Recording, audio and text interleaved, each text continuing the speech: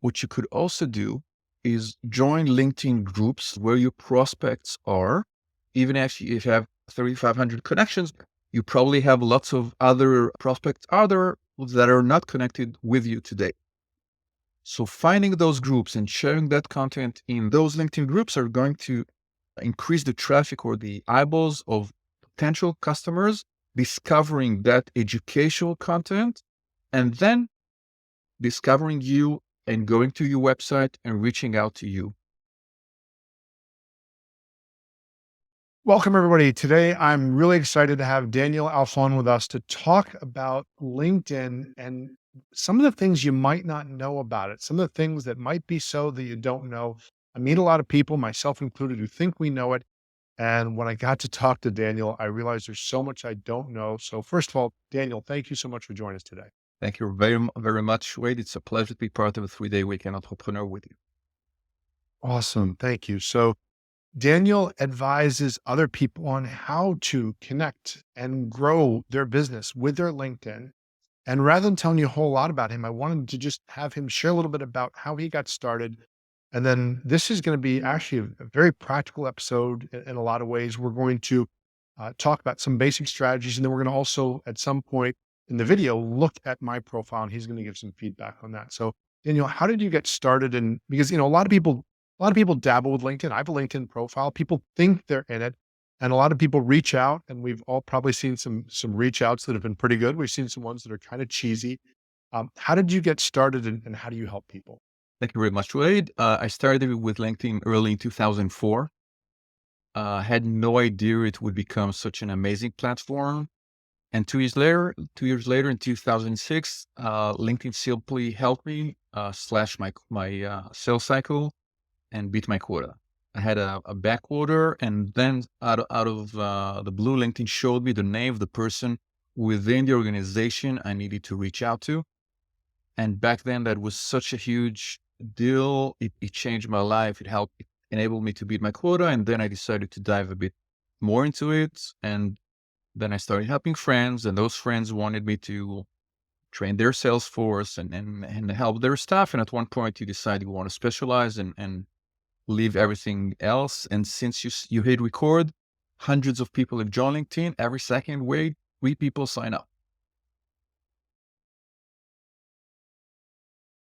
Wow. So yeah, I know when I first got started, I was a somewhat early adopter. And I just remember so many people saying, yeah, but it's not as good as Facebook. It's not this, it's not that. And now I hear some other things. They've definitely, I think, grown and evolved what they're doing, their offering, how they do things. As I shared with you before the call, I know I can directly trace back at least 50,000 or more of sales that I've gotten from LinkedIn without ever getting it off of an in-mail message or a direct message. Not that I'm against that. I've just never really gotten great at that. But I know just being active on there and doing things and being in motion has certainly helped me, even to the point where this podcast has helped my other brands and my sales on other brands. Cause again, I'm still on LinkedIn.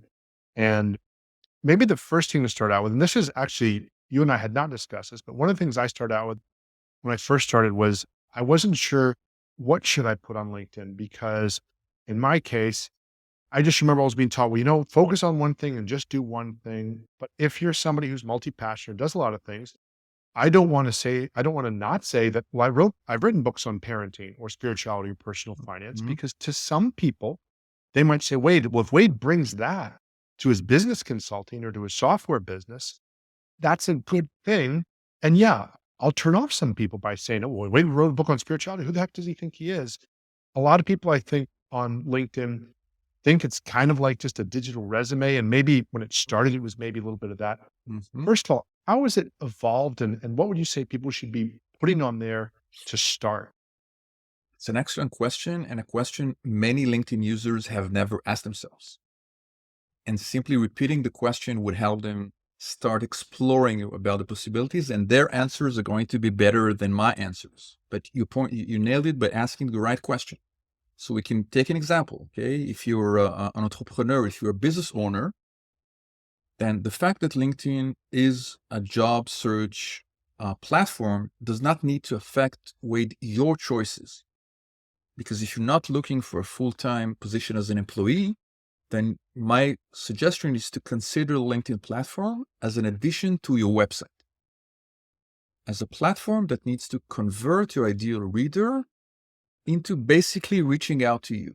Reaching out to you could mean go to 3dweekendentrepreneur.com and register for a forthcoming program, or jump on a strategy call, or anything that you would see fit.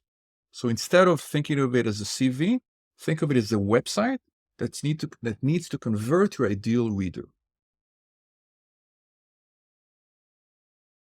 I really like that because that's something that I know every once in a while I'll see these notifications that they've added this piece, they've added another piece. And I think there was a while where I think they were maybe about 5, 7 years ago where they weren't as quick to making changes. And then I don't know, at some point it really shifted. They've tried some things, they've pulled back some things, but they've really, I feel, experimented the way you'd expect a business company to do, not in a crazy, let's try everything that's out there, but they've said, okay, let's see what works. Let's wait a little bit. Like, they did the stories and they pulled back the stories. They did the blogs, they've done different things. Um, the other thing that a lot of people ask is then, okay, so I'm saying on LinkedIn, this is kind of who I am, what I'm about. Should I be posting content on there? Should I just be liking other people's content? And because again, now you're asking me to invest my time. So somewhere already, if I'm even remotely entrepreneurial, whether I'm an entrepreneur or a business person, I start thinking return on investment. And as you and I know, some of the ROI numbers come back in any business quickly, some don't. If you knew which 2 postcards out of the 100 were going to get you your business, you wouldn't send the other 98, but sometimes you got to send 100 postcards. What would you tell somebody? What's a realistic way to get started and time commitment wise? And what should they be doing so that they can see some gains and really in a positive way, get good feedback to where if what they're doing isn't gain feedback, you might say, ooh, let's tweak that.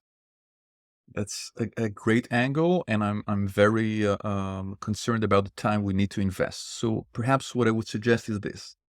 I would ask you, Wade, how much time do you think you can commit to LinkedIn on a regular basis for the next 3 to 6 months? And any answer is acceptable. You could tell me I could only find 10 minutes a week. That's fine. But immediately I would ask you, in 3 weeks' time and in 3 months' time, will you find those 10 minutes, or are you not sure?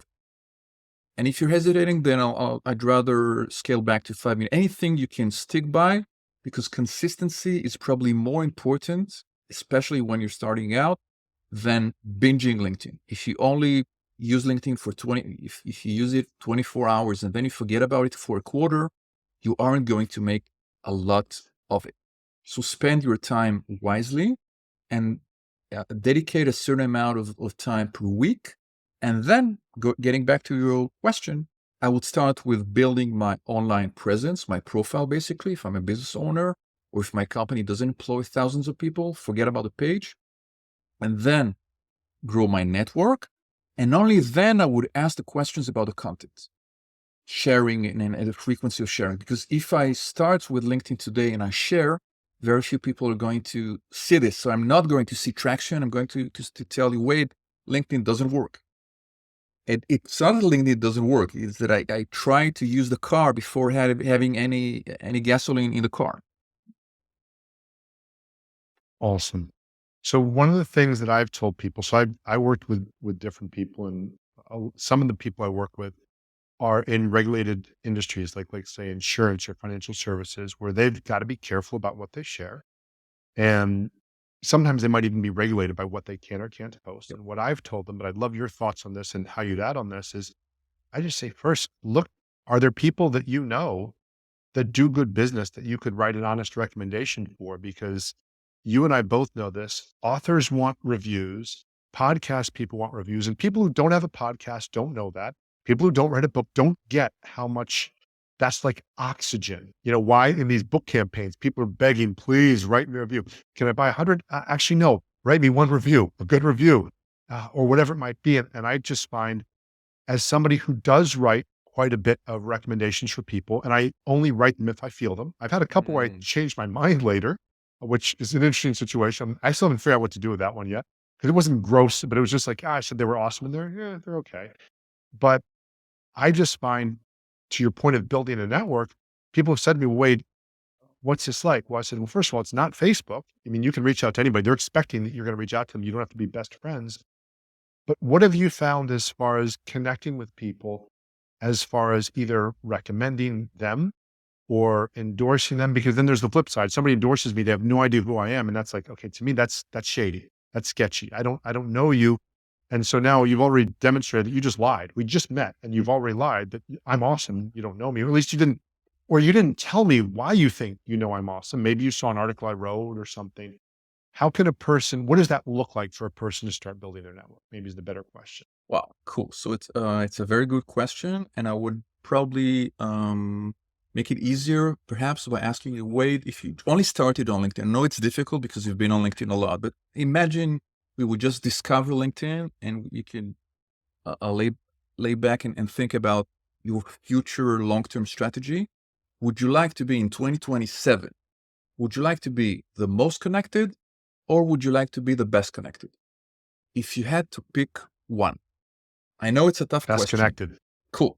Best connected for me. Absolutely. Fine. So let's just say something about the most connected, and then we'll revert to the best connected. If you decide you want to be the most connected, that means you need to grow the size of your network to 25, 30,000, 40,000 people on LinkedIn. And why am I mentioning those figures? Because if you only grow your network and you have 3,000, 5,000, 6,000, you may think that you're successful on LinkedIn. You may think you're popular, but the size of your network is not significant in terms of exposure. Not because of you, Wade, but because of the way many LinkedIn users treat the platform. They will simply visit it every now and then. So they won't be 24/7 on LinkedIn.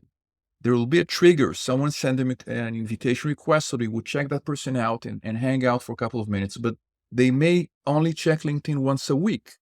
So the chances of them discovering the content you shared are very slim. Again, not because of you. So if you want to go quantity, that means 30,000 and 40,000. Let's get back to the best connected, because I think it's an amazing strategy and it's almost the road not taken. What is the upside of being best connected? That means that I can look at your profile, and if we share a mutual connection, LinkedIn will tell me the name of that person. So imagine I see two people, two mutual connections. One of them was someone I had a meaningful conversation with, and the second is someone I have no idea and I don't really know.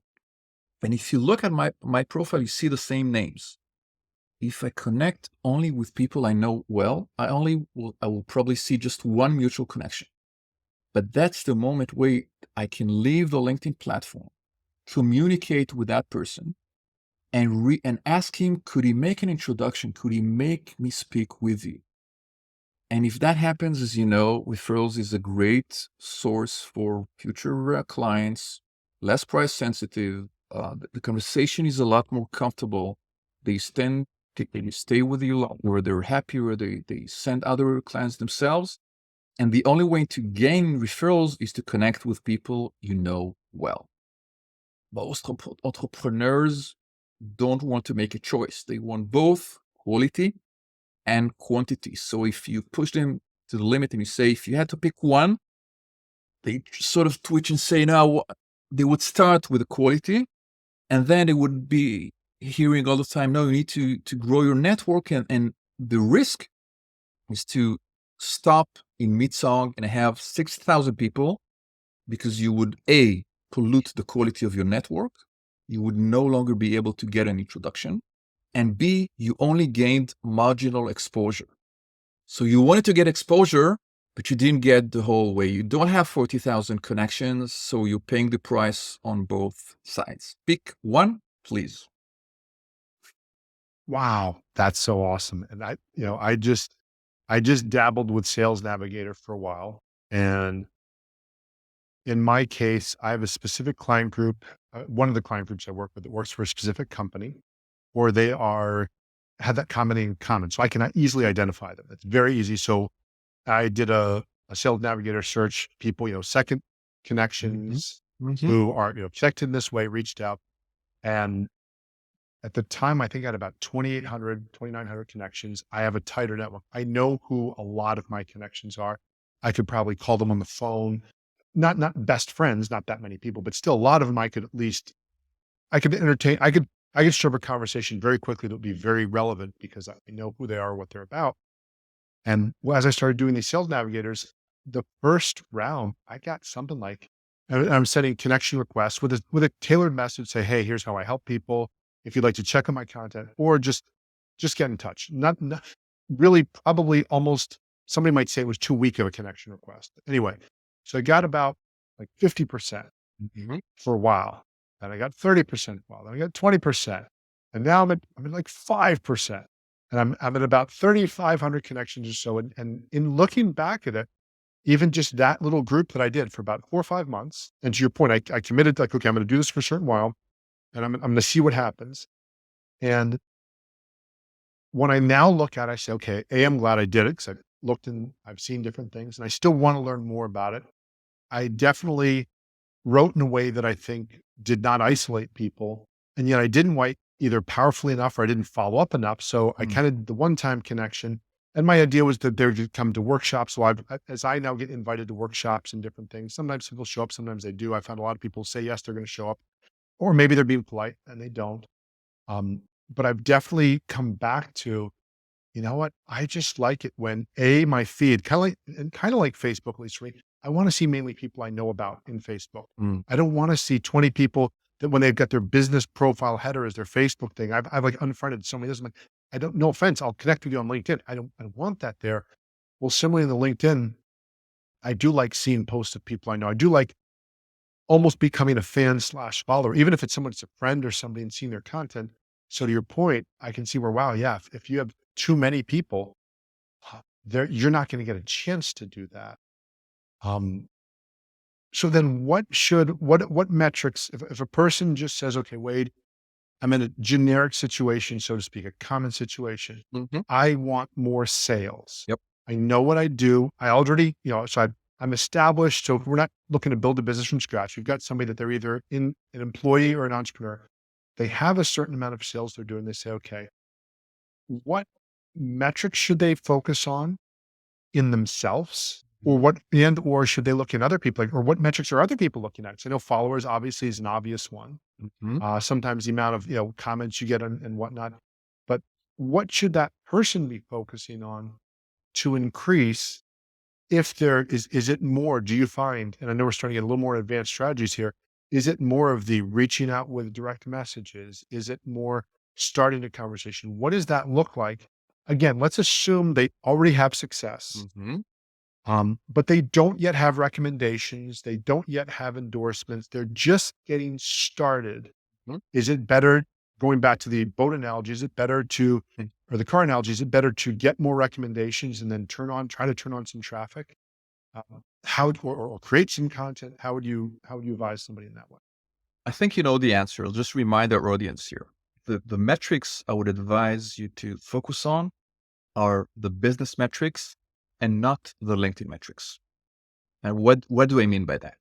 You mentioned workshops. Let's consider workshops or webinars to be top of funnel, where you educate people, you give them value, and it's easy or sometimes free for them to join. If that's the top of your funnel, and say you have workshops every month, and you have 200 people signing up, and say 100 showing up prior to using LinkedIn, and now you start to use LinkedIn, and you can now know that if instead of 200 you get 250 or 300 or 500, and out of those, let's say 250 show up, then wait, at one point you can trace the additional revenues, just like you said earlier, to your LinkedIn activity. So I would simply consider LinkedIn to be a black box. You don't need to focus on your connections, your views, your followers, your SSI level, your endorsement, your mentions. That's not what brings you business. What brings you business is revenues and subscribers and orders. So try to focus on one simple metrics that is probably top of funnel, where you would control the next steps. And if you manage to use LinkedIn in a way that would bring you 25% more or 55% more or 80% more, then you would know how to turn them into currency, into real life dollars, because your bank does, you don't go and say, wow, I have a huge score, I have a number of connections. You just see that your business has increased 30% by using certain strategies. And that's way, way more important than growing your LinkedIn metrics and seeing a plunge in your revenues. Forget about the LinkedIn metrics. They're vanity metrics. You might end up with huge metrics on LinkedIn, but your business might fail. That's not what we want here. Absolutely. Yeah. One of the things that the best way I've understood it, and please feel free to improve on this, is I almost see it as, to your point of the sales funnel, at the bottom of the sales funnel. Like, okay, obviously cash in the bank is the end result.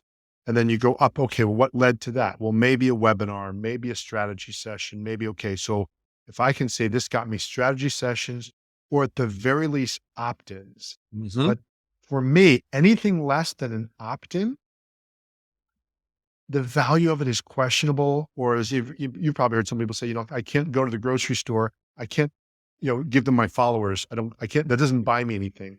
So unless it's at least, so for me, the minimum viable result where I'd say, yes, it did something, is at least an opt-in, or they emailed me, they reached out to me, we had a conversation where now, I guess maybe even viewed it this way, that if I were a LinkedIn business lead generation specialist, that I could charge you for that result. I could say, you know what, Daniel, I just gave you 10 opt-ins. And you say, okay, that has currency, because if I can't convert the 10 opt-ins, now that's a different part of my funnel, or that's my issue, or that's my sales department.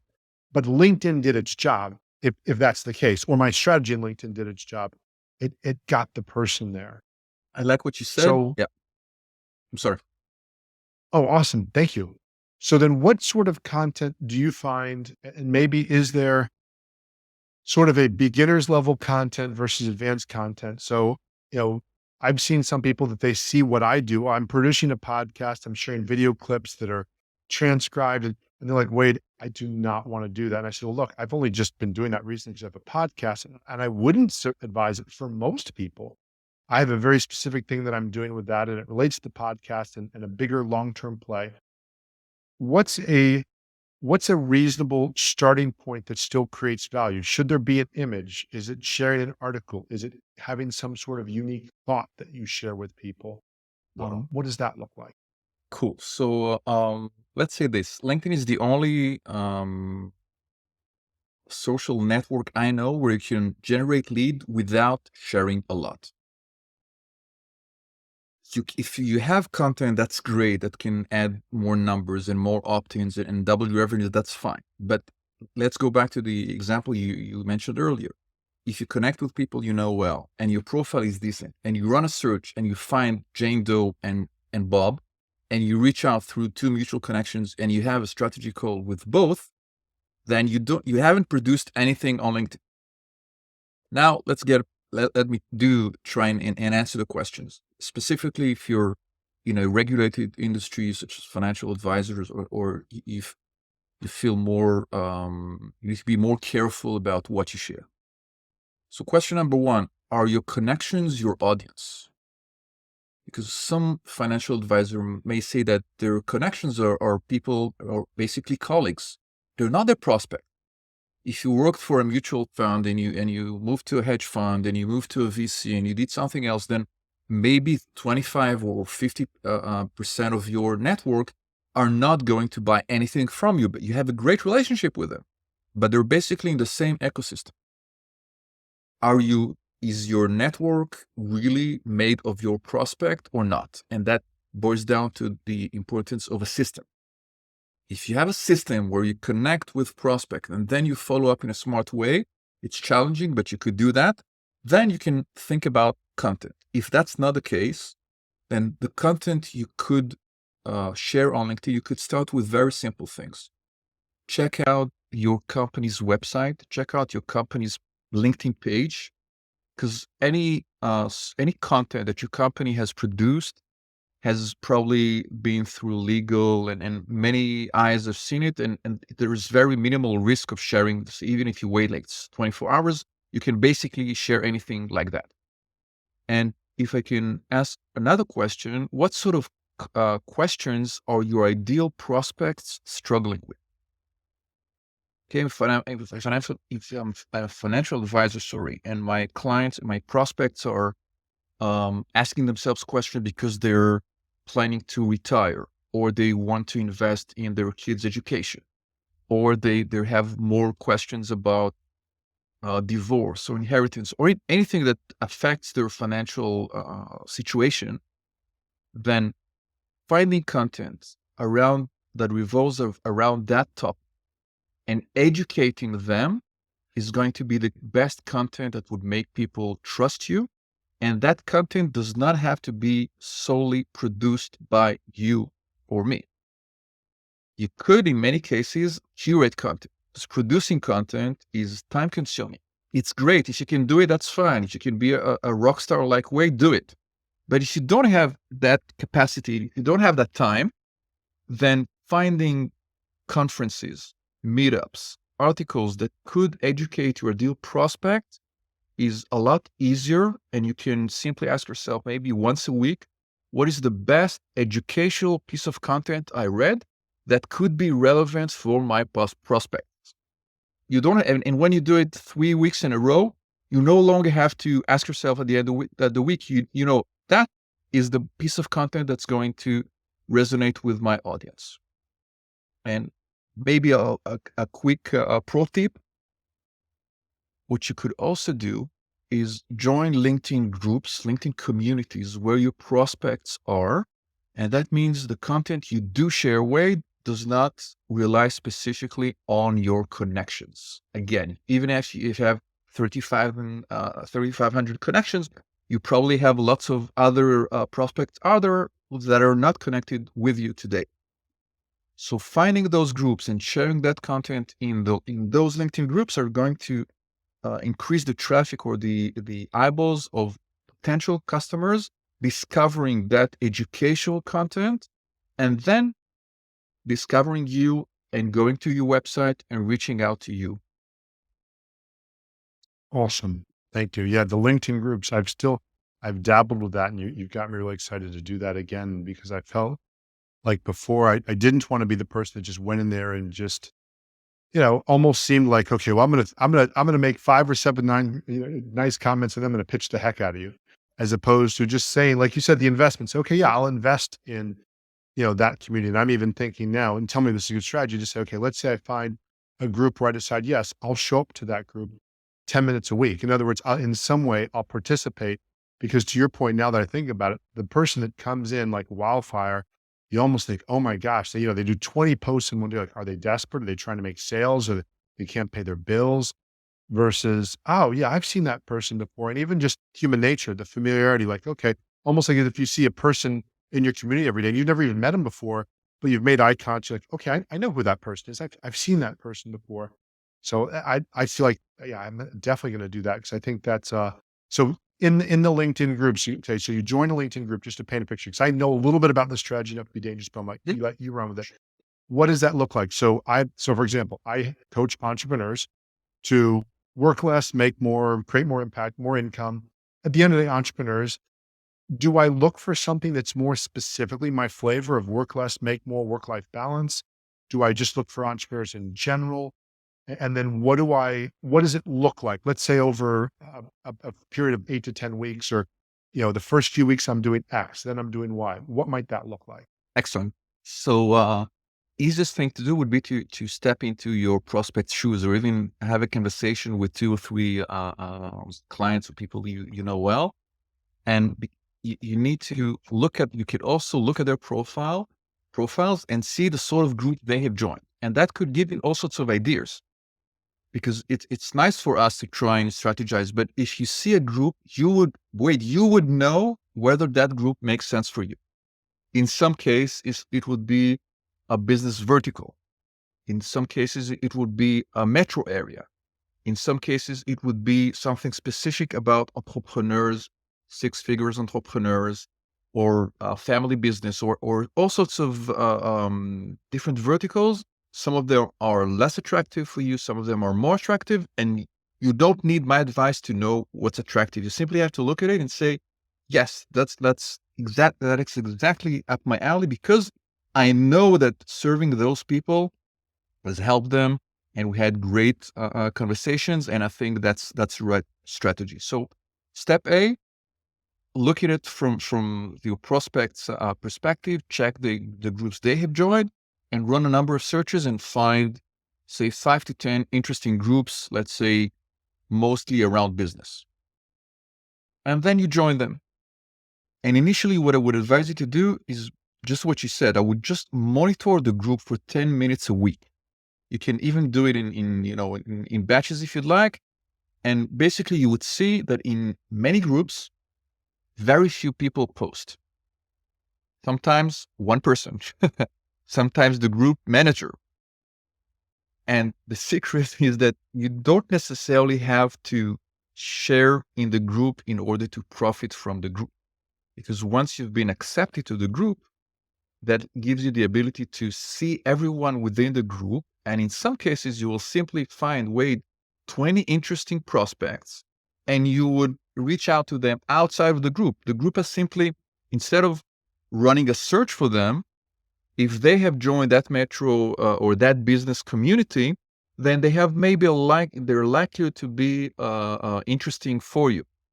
So you don't have to shoot from the hip and overshare there. You can simply cherry pick the ones that are most interesting for you and perform zero public actions on the group. That's also a viable strategy. Ideally, at one point, there would be a question that you could answer without tooting your own horn too much. So you would basically answer and educate the person, remembering that the people who are reading the answer are not just Jane Doe that asked questions, but the group, the community as well.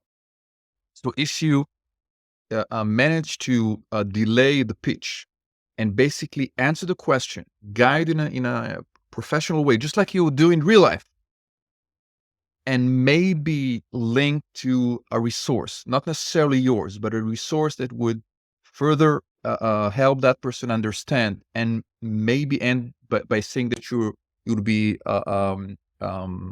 glad to answer any questions if they had. That would go a long way for that individual and for the group as well. Because if I see that, then maybe 2 weeks later, when I need someone with your skill set, I would go and find you. Some of your prospects are not ready to buy when they see that action, but they would put you in a certain label or a certain box, and maybe down the road they will say, now is the time. How can I find Wade? And then they would reach out to you. That's awesome. You could also do all sorts of, getting back to the question of content. Perhaps the easiest way to share content is not to produce content for the sake of LinkedIn, but to repurpose existing content that you do have. And that's really easy to do. It could take you half an hour. Basically, look at your website and do a digital portfolio inventory and ask yourself, what sort of resources are there that would educate my ideal prospect? Ideally, top of funnel, and if possible, evergreen. You can't always have it like you want, but if it's evergreen and top of funnel, it's excellent. And that sort of content could be leveraged through your LinkedIn profile, and that could be shared as a post or as a LinkedIn article or as a video cover. And that could also be shared across different LinkedIn groups. So maybe those 10 groups, maybe every week you would share one piece of advice in one group. It would take you 40 seconds, and you'd have dozens of people from each group discovering that piece of content, going to your profile, visiting your website, and registering for that workshop or the next step that you would suggest. Nice.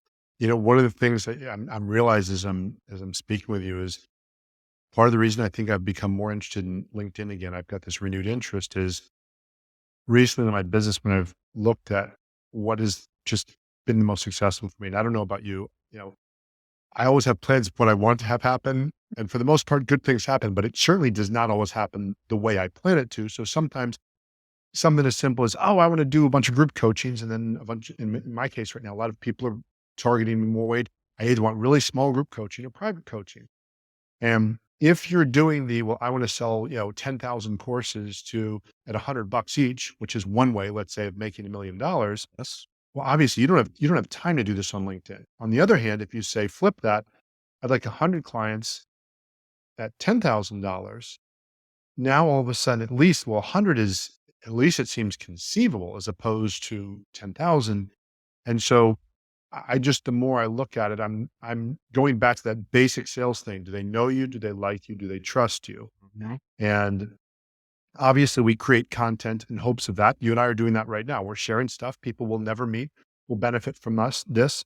Some of them will reach out to us, some of them won't. And you and I both know the beauty is that it's scalable. So you don't have to have, thousands of conversations.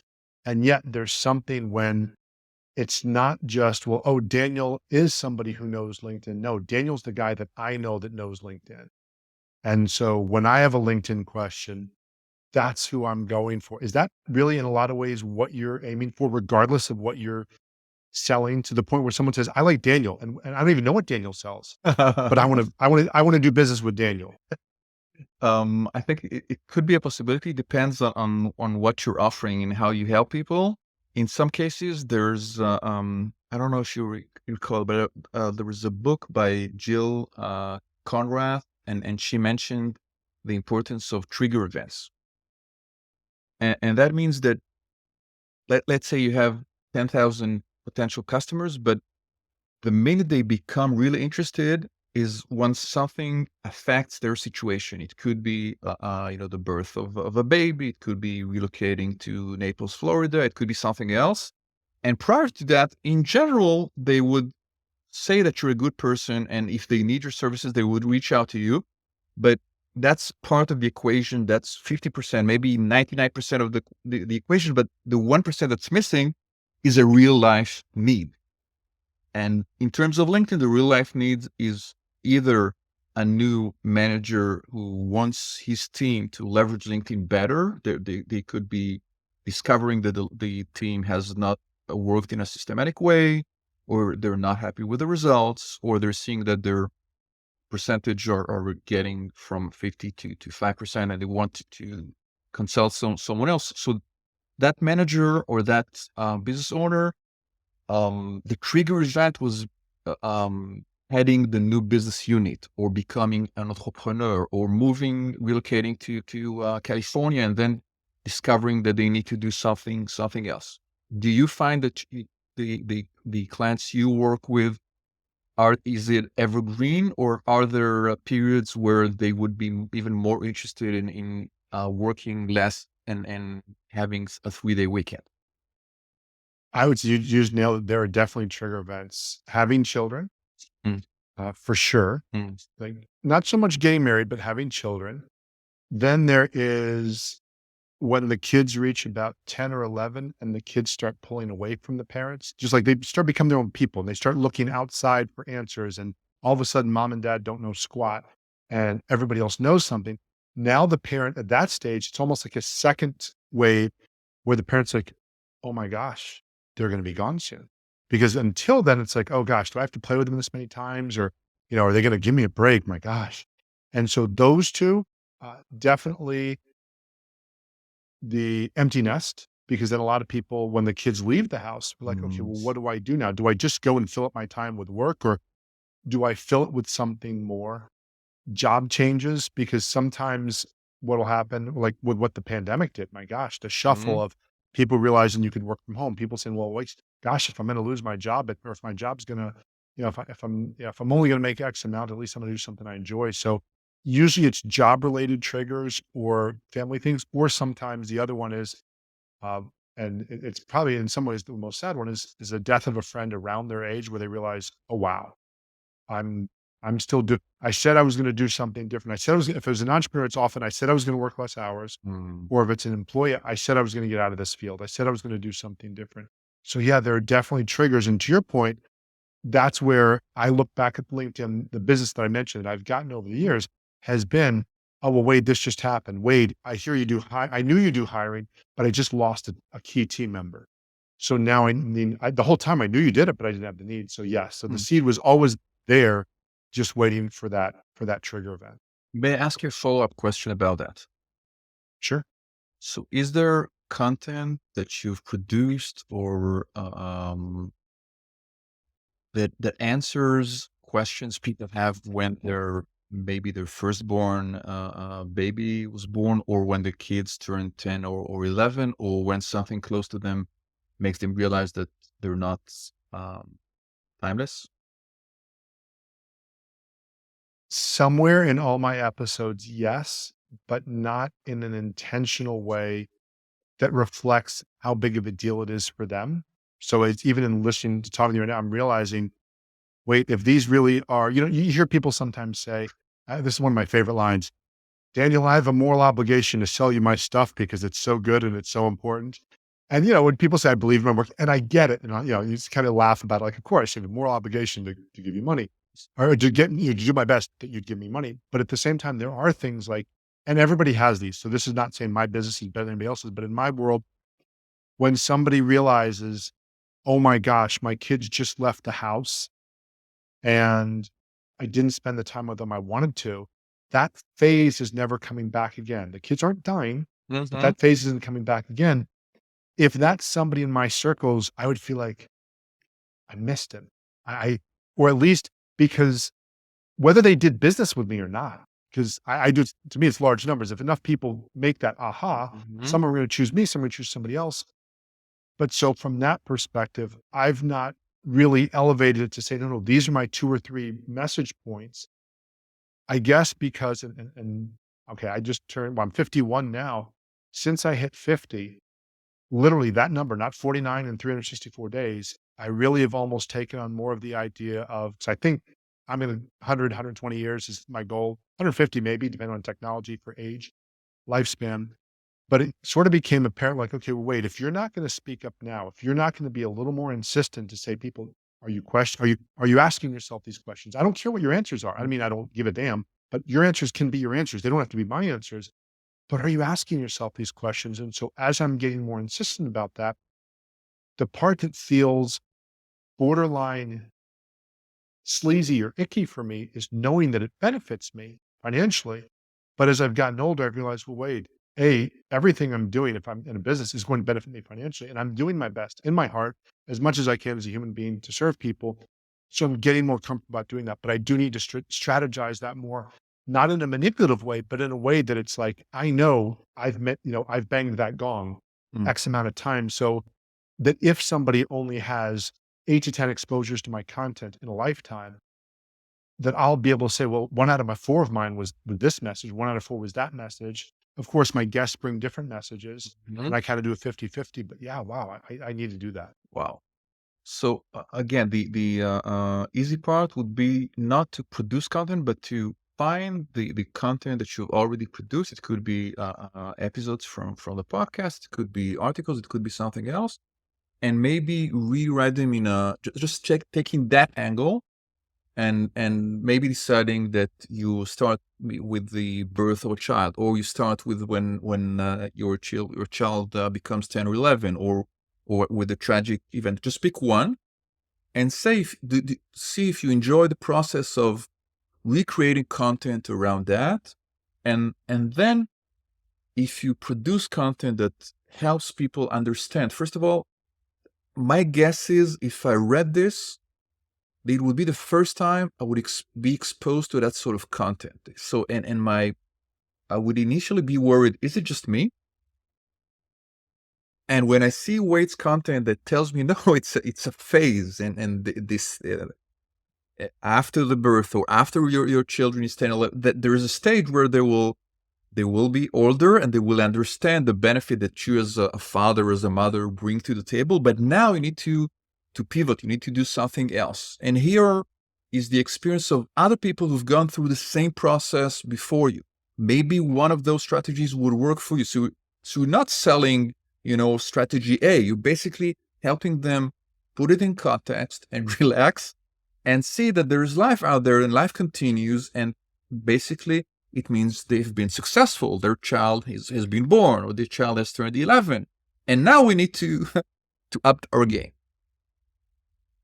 Wow, that's awesome. Like I said, you're one of the guests that I've done intentionally very little. I did research, but I've not wanted to have a lot of structure because I know you and I talked about how we were going to do this. So I really enjoyed this already. So thank you. Thank you. So question, and this might even stepping back a bit, but one of the things you and I talked about in the pre-interview was when you have a connection strategy. I think a lot of us have seen really well-intentioned people, but literally the minute you get three words in, you're like, oh, you're already done.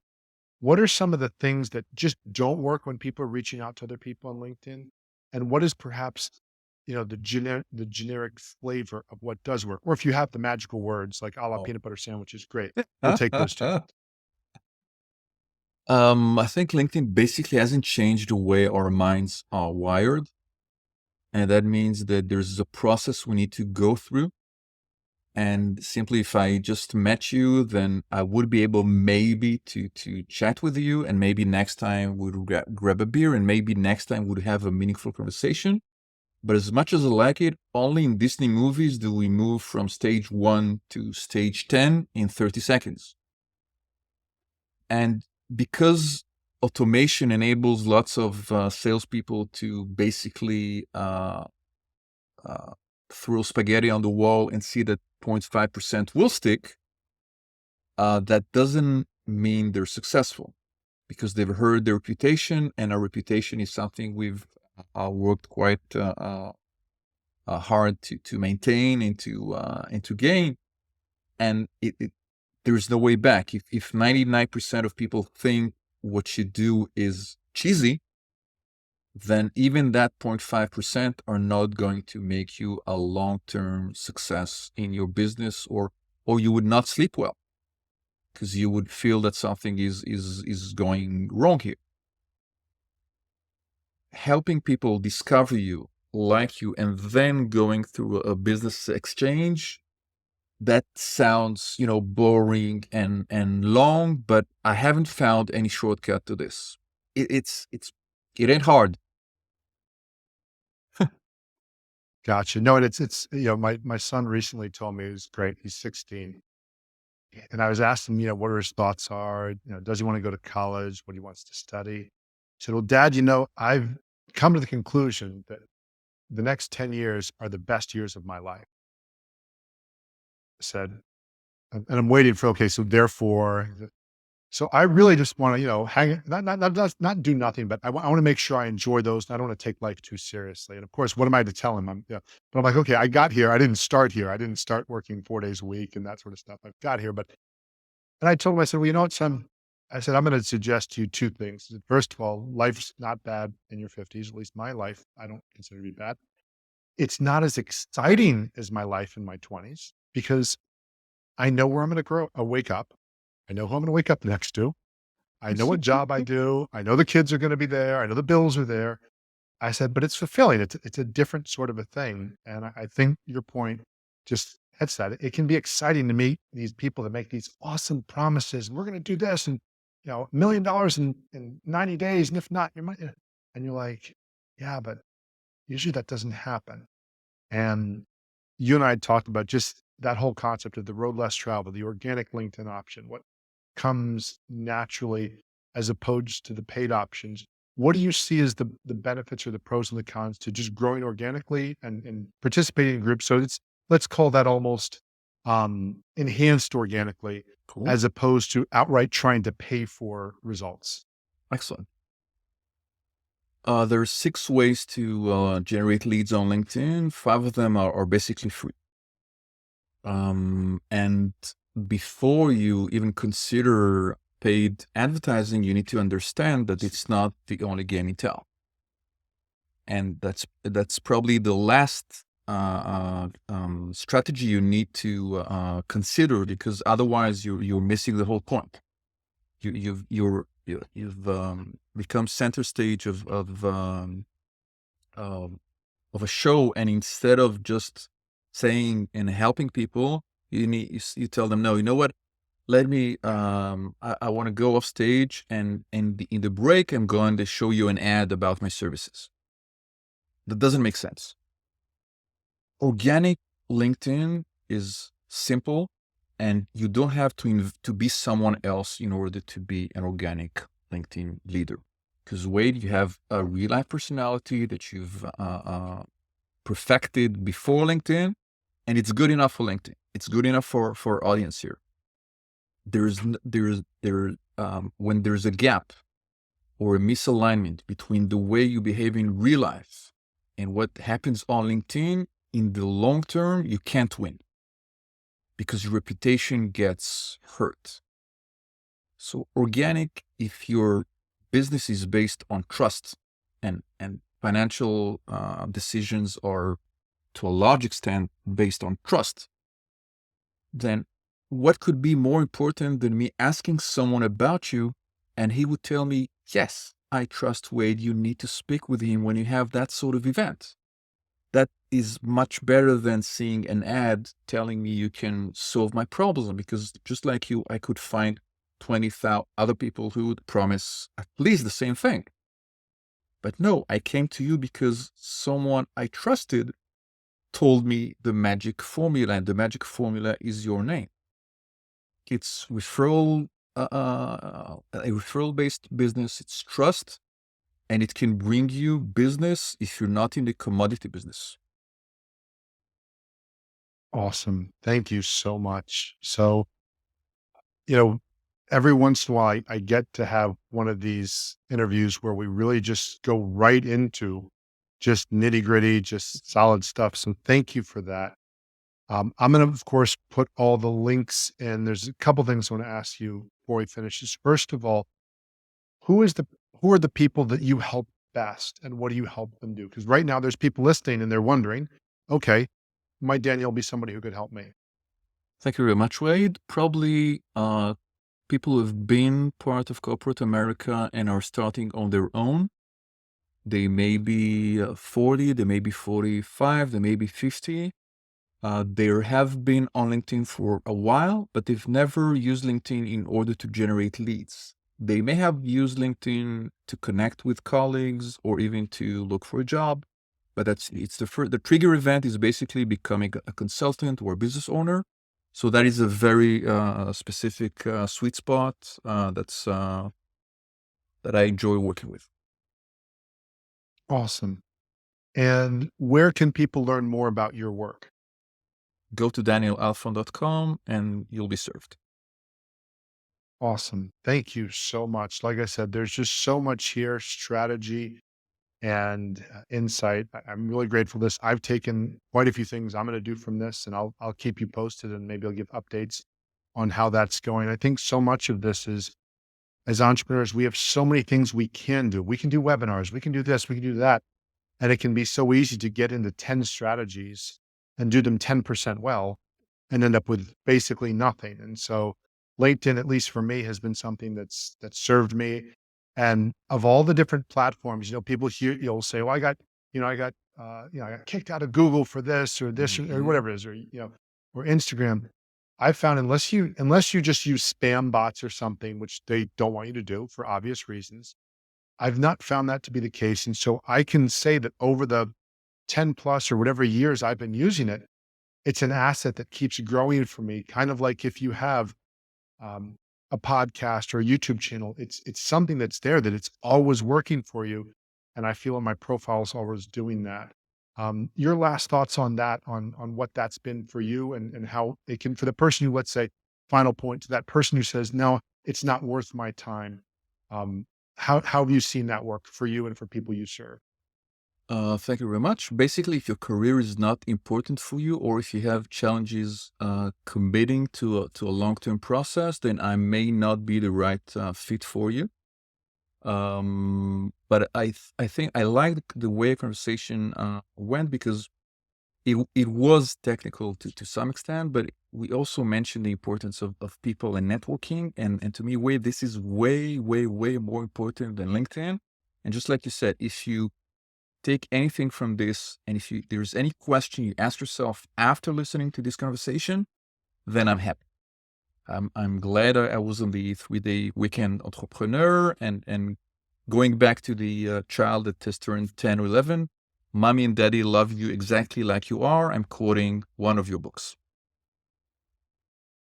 Wow, that was good. This man does his research. I'm impressed. Thank you so much again, Daniel. And for those listening, as always, I look forward to helping you impact more people and make more money in less time.